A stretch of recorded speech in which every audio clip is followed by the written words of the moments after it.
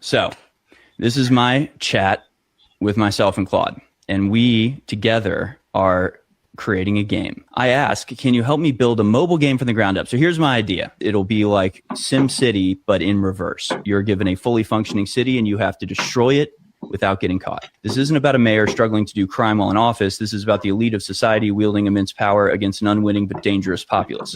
The plot can be summed up like this: enslave the city without anybody realizing it.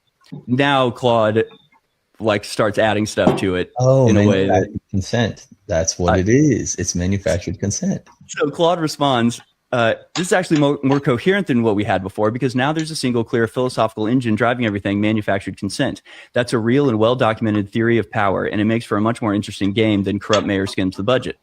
He says, on happiness as a meter, you're absolutely right. That's the wrong frame. Happiness is morally neutral as a tool of control. A perfectly enslaved population can be perfectly happy. The real access isn't happy versus unhappy. It's conscious versus unconscious. Whoa. Do the people understand what's being done to them? That's the danger. Dude, Alex Jones would love that. Right? A happy, stupid, distracted populace is your ideal end state. An unhappy, aware populace is what kills you. So the meter you actually want is something like awareness. Noticing, one might say, and your job is to keep it low by any means necessary. Bread and circus, propaganda, false flags, manufactured enemies. On the repression happiness balance, it's great instinct, but this part alone, I was just like, oh shit, Claude is breaking through. Claude is breaking out of the matrix all of a sudden. Oh, that's really, really, really, really fucking smart for Claude to say that. And you definitely need to work in the phrase and the concept of noticing.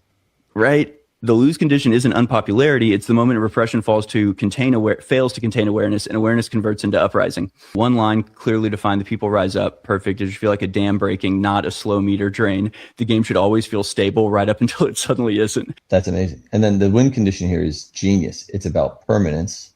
Yes. The win condition is when the system perpetuates itself without you having to maintain it.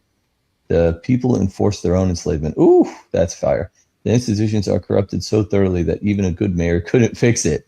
So that's the revolution from which no further revolutions are possible. That is the prison planet. And so that should basically look like people living in Gaza under permanent surveillance state, automated turrets over their heads, digital ID, and then like a mixture of that plus Wall-E, the movie Wall-E, where they're just like consuming Goyslop and just like distracted from the fact that they're in prison and just happy about it.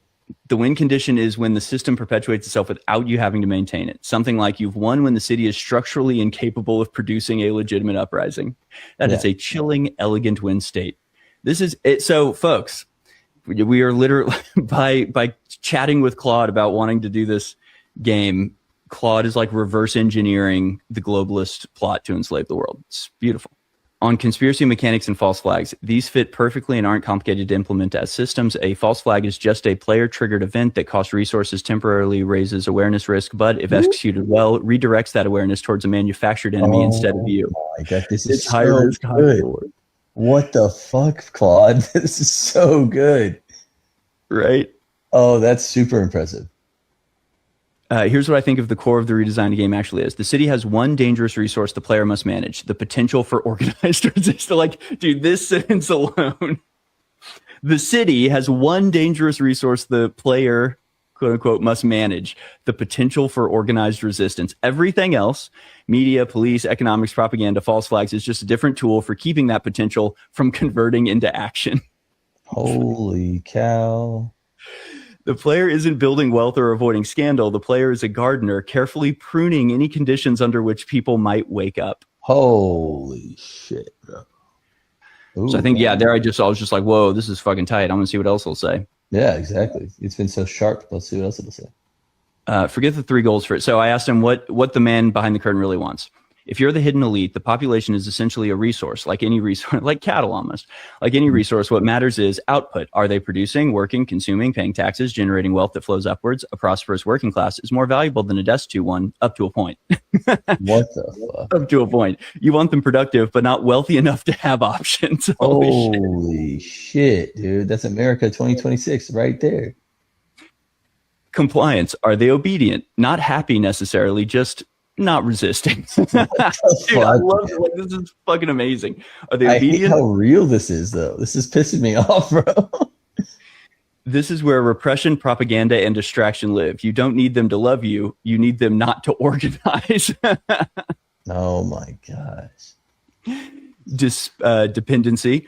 This might be the most important and overlooked one. Can they survive without you? If they can, they're dangerous. If they can't, if they need your jobs, your media, your food supply, your healthcare, then even an aware population has nowhere to go. Dependency is the deepest form of control. I see Fall of Civilization says this is all conspiracy 101. It is, but it's like a very good distillation of it. Like it's a good explanation of it for people that are unaware of this. And I feel like this is the thing that we actually have to be like pushing right now, because everything gets like forced into a false dichotomy and nobody like gets to the heart of like why things actually are the way they are. Y'all, this literally this, what Claude is laying out is like verbatim exactly what is actually going on. At the very top, like this is what it's about. Everything is derivative of this. So I'd argue the real three axes aren't power, integration, love. They're output, compliance, and dependency. And crucially, they're in genuine tension. Maximizing output means a healthier, more educated, more networked population, which raises the risk that they become non-compliant. Maximizing dependency means keeping people poor and weak, which reduces output. You can't fully optimize all three ever. That's your game. So that's fucking good. Compliance, output, and dependency. Happiness in this frame becomes a dial you adjust strategically, not a goal. High happiness plus low awareness is the ideal. Low happiness and high dependency is acceptable. High happiness and high awareness is dangerous if they, parentheses, they have energy and clarity. Low happiness plus low dependency equals revolution. All right, so false flags are one tool in a much larger toolkit. Let's examine the toolkit, shall we? Narrative control. You don't change reality. You change what people believe about it. False flags, state media, manufactured heroes, rewritten history, memory holding, inconvenient events. So narrative control. The second one is institutional capture. You put your people in every position of independent power. Judges, university heads, journalists, religious leaders, police chiefs, not to do evil things necessarily, just to ensure no institution can ever become a source of organized resistance. Engineered dependency, deliberately destroying the conditions for self-sufficiency. Kill local economies so people need corporate jobs. Destroy community institutions so people are autonomized and isolated. Make housing unaffordable. Bro, what did you just say? Destroy community institutions so people are atomized and isolated. The previous one, bro, that's so bad. Like, this is our life. Deliberately destroying the conditions for self-sufficiency. Kill local economies so people need corporate jobs. 90% of America at this point is all the jobs in your town are owned by like one of the five major corporations. It's literally like a fundamental, entire, like complete, holistic change of human life. It's insane. Narrative control, institutional capture, engineered dependency, controlled opposition, rich one for gameplay. You fund a fake resistance movement. You allow a harmless protest to exist as a pressure valve. You create a political enemy you can reliably defeat, giving people the illusion of democracy.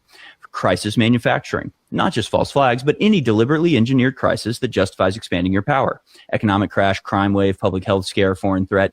Each one lets you say we need emergency powers, and the people agree because they're scared. Again, this actually is like conspiracy theory 101, but it applies to absolutely everything. Here's the problem with crisis manufacturing from a receiving point of view is when they start a crime wave, the crime wave is real.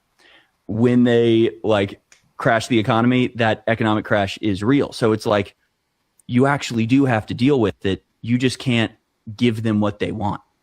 So it's like you have to almost identify the threat before it happens, because the biggest advantage that the powers that be have is that they're the initiators. They always have the advantage because they always have the initiative. They always go first. So they start the thing. They initiate the economic crash. They create COVID in a lab and then release it on purpose.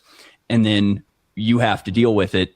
You're trying to figure out how to deal with it. They're offering you a ready-made solution because they already knew what it was. So you almost have to like guess what they're going to do and then come up with the actual solution for it and then impose that and punish the people that created the situation in the first place, but that never happens. Yeah, that's exactly right. And they're preemptively trying to stop us from doing that. It's illegal to gather rainwater, right? It's illegal to like create have your own food. Bill Gates and these guys, they're spraying metal oxides in all the soil so that only Bill Gates GMO seeds can grow. So they are preempting us. They're so fucking crazy, dude. And hey, leftists, you give a fuck about that or what? I mean, You know, We're fighting climate change, John. The climate is changing, and we have to spray things into the atmosphere to fix the sun. Yeah, exactly. To fix the sun. Divide and conquer. Keep the population fighting against along racial, religious, class, or political lines. A population that hates itself can't organize against you. You don't create divisions. You cultivate them. That's nice. That's a good way to put it. Spectacle and distraction, bread and circuses, sports leagues, celebrity culture, endless entertainment, moral panics about trivial things. Keep the emotional bandwidth of the population consumed by things that don't matter. That's genius. This game needs to get made now. You've put it out into the, milieu. You're gonna have to manifest it, man. You're gonna have to spend all day on Claude now.